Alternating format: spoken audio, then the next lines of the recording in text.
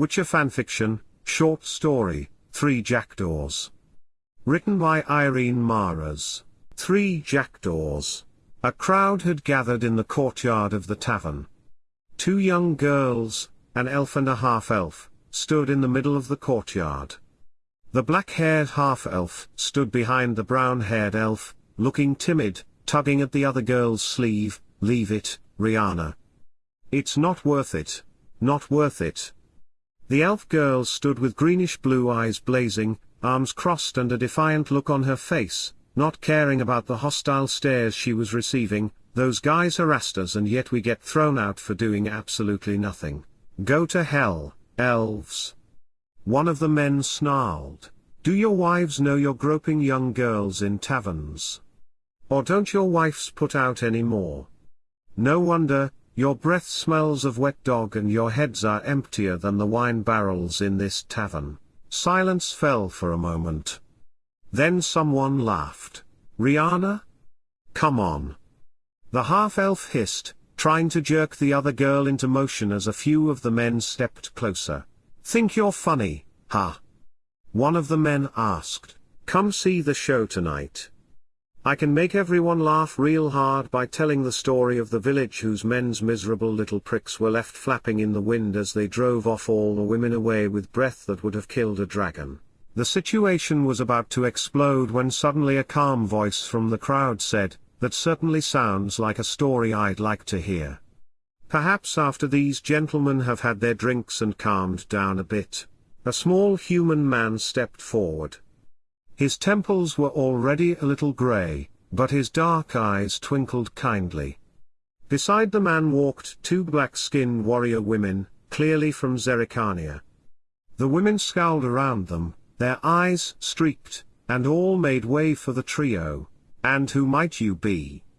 one of the men threatening the girls asked. "Balk Three Jackdaws," the man replied, bowing slightly. "My friend, let's all go back inside. I'll buy you a round," the man declared. For a moment people just looked at each other, but gradually started to trickle inside. The elf girl stared at him, her eyes wide, her arms still crossed. The man was about to go inside with his escorts when he turned to the girls. "Come in too. It would be interesting to have a chat with such an outspoken young elven lady." The half-elf glanced at her friend. "Let's go home, I don't want to stay."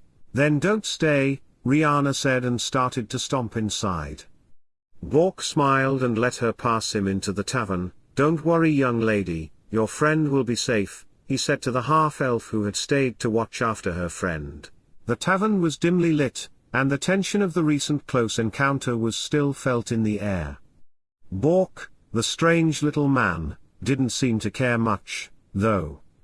He sat down with great gestures, first ordering the promised round for everyone, and then ordering whatever food was available in the house to be brought to the table. "And you, my friend, look like a girl who likes sweet red wine," the man said, looking at Riana, who was sitting opposite him. "How did you guess?"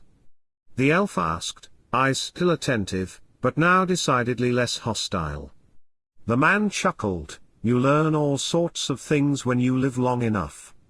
By the time you get to my age, I'm sure you'll be able to tell all sorts of things about human nature just by looking at them." Balk turned around to face the bar. "Master, a bottle of the best red Toussaint for the table." With that, he turned again to face the elf, who was now eyeing the Zerikans seated on either side of the man. "Oh, I had forgotten. Here are Ella and Della, my current weapons." Riana tilted her head as if she suspected she had misheard. "Your weapons?" she repeated. "Yes. I don't carry weapons myself." "Girls will do," he chuckled. Elf blinked. If anyone had spoken of her in the same tone, she would surely have slapped him, but the warrior women didn't seem to care. "Okay," Riana said slowly, now starting to look at the man more closely. This looked like a normal human man, but his attitude, and something else here, something she couldn't quite put her finger on, made Balk seem somehow bigger. As if there was something more here than met the eye. The maid brought a bottle of wine, a beer and the first course of food, to the table. Bork poured the wine into Riana's cup and then toasted his own beer mug. "To all the first things you do in life," he said cheerfully, tapping his pint against her mug. Elf smiled and sipped her drink. The wine was good. Very good. And Riana wondered where a tavern keeper in such a small village had got it from. Riana hadn't gotten any further in her musings when Bork leaned closer and whispered like a conspirator, "I see that though you are still young, you have already seen much of the world. You must have some interesting stories to tell, and many more waiting for you to find them. You have that something." Elf was stunned for a moment, but then laughed. "Well, I guess you see and hear a lot of things when you're a traveler.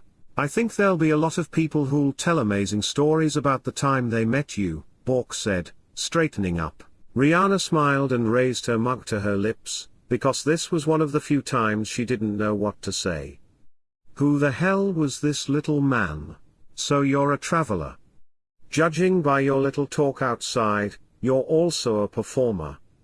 What do you do?" He continued his questioning. "I'm a storyteller," Riana replied. He looked at the elf for a moment and then started laughing. "I should have guessed," he said, slapping his thigh with his hand. When Bork had finally stopped laughing, he asked, "I suppose you have a stage name?" But Riana shrugged. "I hadn't thought about it." "In that case," the man said, looking at Riana now with twinkling eyes, "I'll give you one." He paused for a moment. "Let's see. You're smart, a little mysterious and fearless. Like a raven.